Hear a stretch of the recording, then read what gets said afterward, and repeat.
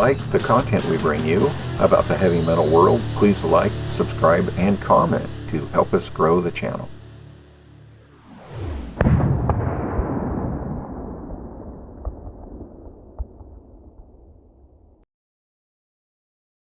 Talking of the tour, in a couple of weeks, in fact next week, you'll be touring the UK in support of your new album, The Invincible Shield.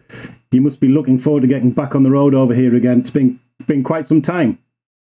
It's been a while, yes. Yeah. For one thing and another. It's been, Jesus, somebody said it's been 7 or 8 years, something like that. I think it's been nearly 10 years when you played with Michael Schenker. Yeah, we saw you at the Manchester Apollo when you were with Michael Schenker. Nearly 10 years ago. Yeah, well, it was out of our control, really. Yeah. I mean, obviously, COVID kicked in, and then we were due to do the Aussie thing. That's right, yeah. And we were tied into a covenant there where we, the thing with Aussie, we don't know until the last minute whether he's going to be well enough to do these things or not. And we can't very well go on a tour, on our own. For that very reason, so we've been scuppered, for at least 2 rounds, That's it, but here you are. And I'm looking forward to getting back. Yeah. So it's like a belated 50th anniversary tour, and you'll be touring to support 2 albums as well. Yeah, true. Yeah, that's very true. Yeah. I mean, it's a great bill, it includes Saxon Uriah Heep. That's a real treat, a beautiful package of compatible bands for your fans, really. It's going to be good. It's a great. Who came up with that idea? We've done it before, actually, with these 2 bands, and it was received really, really well. I think we did some dates in the States with them, and we thought it'd be great if we can do that again. We've known Saxon lads for years. Yeah. We're going to be great friends with them. I mean, of course, you did Donington back in 1980 together. Yeah, that's right. Yeah. And of course, Uriah Heep as well. We did a lot of work with those guys too. Yeah. So it's great, and they're not only great bands, they're also friends, and it's there's no you know what to expect backstage. In other words, there's no anxieties anywhere. Not just for us, but for the other guys. Yeah. Well, they know what to do. Yes. So that we all get along great, which is it's gonna be nice and enjoyable too. I mean, you've got your new album, you've got Firepower, and you've got 50 years worth of albums to choose from. How on earth are you going to put together a set list for this tour without putting on a 6-hour show? I know it's difficult. Gets difficult every time. More difficult every time. I mean, obviously the fans are coming to hear the favourite songs, so you have to be very careful which ones that you replace. You can't just keep adding songs. You'll stand around playing for days.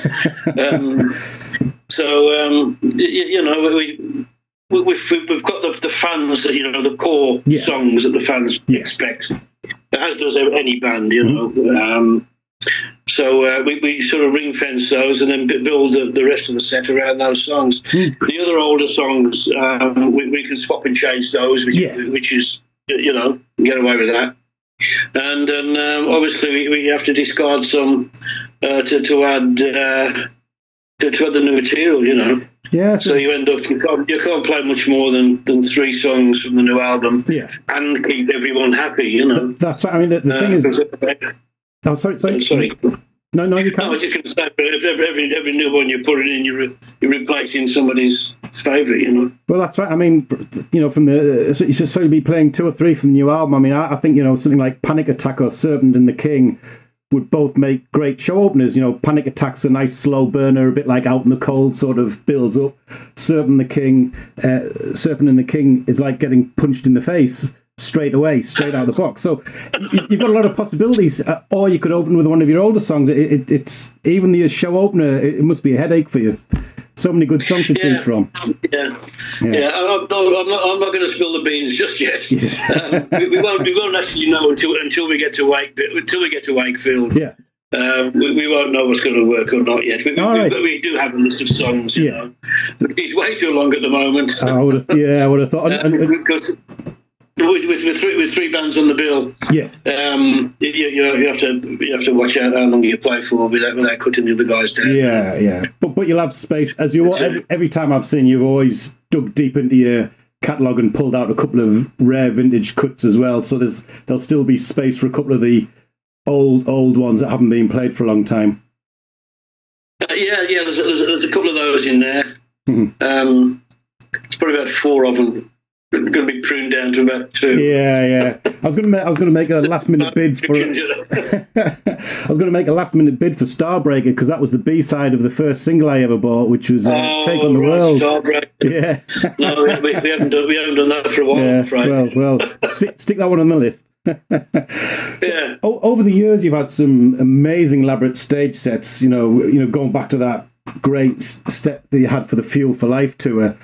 And all the ones that you've done since then. What sort of production you've got designed for this tour, or are you just going to keep it simple and just let the music do the talking? It'll be a full production. Yeah. It won't be as elaborate as the Fuel for Life one. Some of the stages, we haven't got room for that.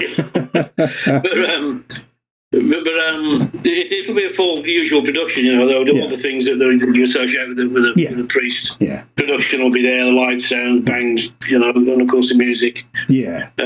So I think everyone will be pleased with it anyway. Yeah, great. So there'll be obviously you, Rob, and Scott and Richie. Is Andy Sneap going to be the second guitarist, and is Glenn going to be coming out on tour with you? Yeah, and Andy Sneap will be playing. Yes, he's filling in for Glenn. He's doing a great job. Glenn, I don't want anybody buying a ticket on the strength of Glenn being there, because absolutely. The chances are he won't be there, you know. We all know about his condition, and it's a heartbreaking situation he's in. But if he feels well enough, he'll come up and do one or two of the encore. Yeah. It's always great when he does that. But it is. That's right. It's more likely not to happen. Yeah. That's fair enough. Because Richie, of course, he suffered his own health scare when he had the aortic aneurysm during the show, and he actually managed to finish the show before going off to the hospital. I mean, you know, that's scary times. I mean, is Richie back up to? Is he okay now? Yeah, he's back up to speed. But that's scary. You know, very, very lucky. There's never a good time to have trouble. But he was in the right place at the right time. You know, with the heart hospital 4 miles down the road. Yeah, the surgeon happened to be there. Absolutely. I mean, he could have gone either way there, you know. Yeah, he trumps Nicky Sixx's story, though, doesn't he? I mean, there's nothing more metal than finishing Painkiller when you've had a massive health scare like that, and then, you know, Nicky Sixx, he's just a part-timer. Of course, in 4 days' time, you're going to release your 19th album, Invincible Shield. I mean, how do you feel ahead of its release? Oh, we're really excited to get out and play for whatever songs we can fit in, you know. Look, it's been a very long time in the coming. The writing process started before COVID. Yes. You see, this album should have come out before the 50th year anniversary. Yeah. And then COVID kicked in, and then 50th anniversary was sort of coming the 51st anniversary. So we sort of went straight out of COVID, straight into the 50th anniversary, you know. Yeah. And the album, actually, because we couldn't get together, because of the COVID restrictions, we couldn't get together, so it was all done individually, you know. Richie and Scott did their recording in Nashville, which is where they both live. Rob did his vocals, most of them in Phoenix, and Glenn had already got some stuff down, and there's only myself to go, you know. So we did it in hotel rooms on the days off of the tour. So it worked out really well. Absolutely. I mean, I've been saying to people, to me, it's the best thing you've done certainly since Painkiller. Maybe even. It might even top that. It's pretty much got everything that you want from a Judas Priest album. You know, I said The Serpent and the King. That's the Painkiller brutality. Escape from Reality's got that sort of out in the cold feel to it. And then you've got that commercial element that's always been part of the Priest sound with the Crown of Horns, Trial by Fire, those wonderful mid-tempo bulldozers where Rob really hits that mid-range perfectly. I mean, could you feel right from the start this was going to turn into a classic Priest album? Yeah, the material. I mean, Richie had all the time. Richie's done a lot of the work on this, from the musical point of view. Yeah. And of course, he's been sitting there for 2 years, bored out of his brains. so he's really polished the songs. And my job was easy. I got the songs and put bass lines to So same with Scott, he got to put his drum patterns.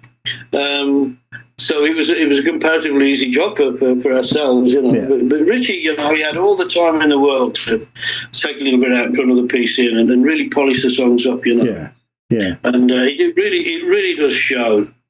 It really does. And even coming back, like I joke about doing my bass lines in hotel rooms, but even that, you've got all the time in the world. We just pick one song a day, and we just keep back. I think we changed a bit there, that wasn't too good. I think you can get it. And you've got all day just to do one song, You haven't got anybody, 6 other pairs of eyes, at the back of your head, hurry up, it's my turn, this sort of thing, So none of that anxiety and pressures on, that you get sometimes in a studio. So how do you get? And it's a great way. Everybody had time to do their parts. And So how do they get the ideas to you? I mean, do they come in sort of like rough demo forms, or does he sort of sing the? Pretty much so. And Andy was travelling to and from, probably illegally, but just to keep his eye on things. But he sent me the stems through just over Dropbox or something like that. And I'd load them up on my computer and play along to them. And then by the time he'd get with Andy, all the restrictions had finished. By the time he got onto the 50th anniversary tour. I knew pretty much what it was all about, And like I say, it made life a hell of a lot easier for me. Because I know some bands of a certain vintage seem to be content to sit back and rest on what they did in the 70s and 80s, but you've never done that. Not only have you never done that, you've never made the same album twice. Is it important for you as a band to remain creative and push forward creatively as well? Well, it is. I mean, that's the only proviso we have. When we start on a new project, is to make it better than the last one, and try and make it different. And we've managed to do that, and it's important, I think. It keeps you current, it keeps you relevant. And you look down into the audience, and there's not just old folks like me there. There's young people there. You've turned them onto the music. They might have heard one of the new songs on rock radio or wherever. And they've gone on and looked into the back catalogue and everything, and they're there, and they're listening to the old songs, and they're singing along to them, they know them, They're 16 years old, 17 years old, and it's a great thing to see, And I think it shows that the metal, is in good health, not just for us, for everyone, it's a good sign. Absolutely. Well, and got a good future. My daughter's first gig when she was 9 was Judas Priest down at Sheffield Arena when you played with Testament and Megadeth. She'll be joining me in Leeds. Oh, that was a great tour. That was a great tour, So she'll be joining me in Leeds to relive that again. We saw you in Manchester 9 years ago, so we'll be back down there. The dad and daughter trip down to Leeds to see Priest.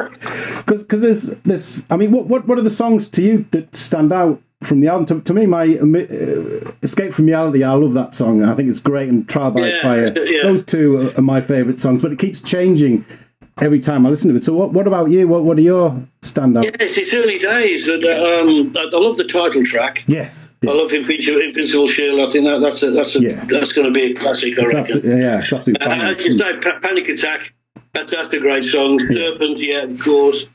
I also like Giants in the Sky, just really quick, very different from that song. I think those are the ones that are standing out at the moment. But it's funny when you rehearse and you don't get time to listen to the album in the entirety. You've picked off a dozen of them and say, okay, we might be playing some of these. And those are the ones you learn and listen to.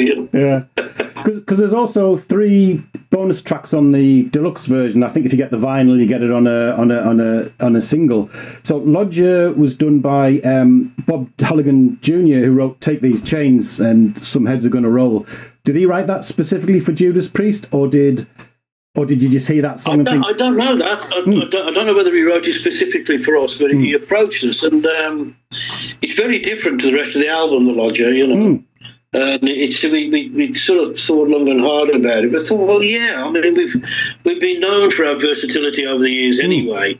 You know, we've always done, you know, Before the Dawn or you know, The Latter of the Summer, and right up to Painkillers. And everything in between. So we thought, well, why not? You know, it's something that we've always sort of done. So we thought, well, yeah, there's always too much material that you've sort of record. You always record too much. Yeah. So we thought, we'll put it on a special CD and a special bonus. Was there ever the temptation to put those Stockache and Waterman tracks that you did? Was it you to Me or Everything? The stylistic song. Was it ever tempted to put that on? I forgot what they said right now. Probably not. I'm just intrigued to hear what they sound like. That was a wrong avenue. Could have turned left at Albuquerque there, I think. Yeah.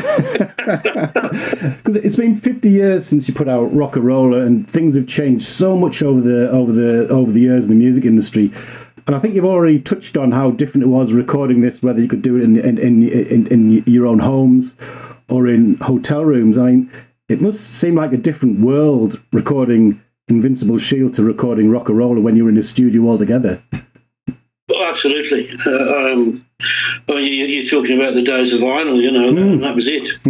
That's the only way you could either you listen to it on the radio or you listen to it on vinyl, you know, and that was it. That's it, yeah. Occasionally, if you get on top of the pops or something like that. It was everything was analog. The whole thing, everything was on tape. It was even in the early days of a cassette recorder. You know, I mean, they didn't come in until about 78, something like that, in a large sort of in a large way. These days, I mean, and of course you had a limited amount of tracks. I think. The multi-track, I think, had 16 tracks on the first album. Yeah. Now it's infinite. You can put as many as you like. It's down to the memory on your computer. That's the only thing that restricts it, and it's good and bad in 2 ways. It's great that you can do that, but it's bad because you can just keep on adding to it. You never know when to stop. Having to know when to stop. And then it comes to mixing time. You know, Andy's job is absolute bloody nightmare. Yeah, it brings me nicely on to Andy Sneap, because he's touring with you, he's writing with you, he's your producer. What does Andy bring to that whole process within Judas Priest? And I'll come with the next question after that. But we decided on a producer for Firepower, and of course we just immediately thought of Tom Allen. Because long-standing, you know, we thought probably we need somebody with a more modern edge as well.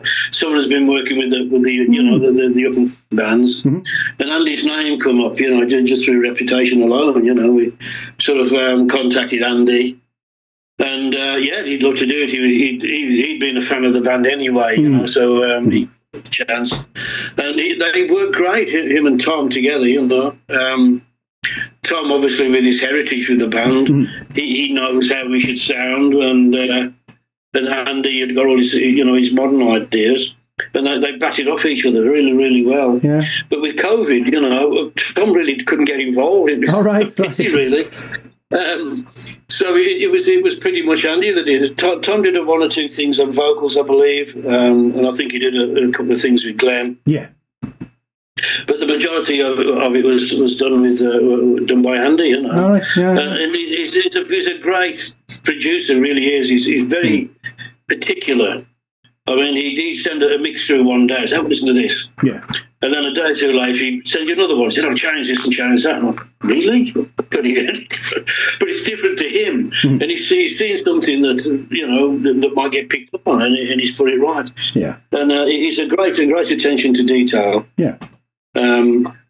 and of course, apart from that, he's all part of the family. He's part of the touring family as well. Yeah. You see, with ordinary producers, you do several months with them, in a studio, and maybe a little bit in the writing process, and then you wave goodbye to them for 2 years because you're off on tour, Yeah. But of course, Andy's with us pretty much all the time. Yeah. And he's fit right in. He's just as bonkers as the rest of us.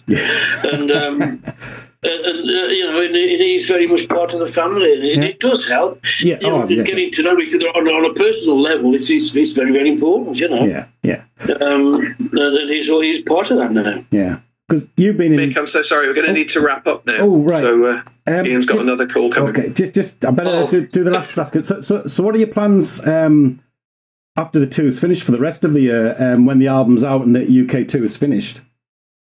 Yeah, well, let's see. It's off into Europe. That takes us into March. That takes us into April, May, and just into June. I think we're in the States. Back to Europe for summer festivals and what have you. Back to America for the for the second leg over there, and then probably at least Japan and probably Southeast Asia, and then the rest of it's still coming in. So it'll probably bleed into 2025, and then we'll take stock and see where we're going to go from there. Busy times. Well, Ian, it's been an absolute pleasure. Really enjoyed our chat. Can't wait to see you in Leeds next week. And I'm loving the album. It's been in my car ever since I got sent the stream of. It's been great. So see you in Leeds, and hopefully I can come over and say hello. Thanks very much for your time. It's been a pleasure, mate. Anytime. Yep. See you in Leeds. Thanks very much. Bye-bye. If you like the content we bring you about the heavy metal world, please like, subscribe, and comment to help us grow the channel.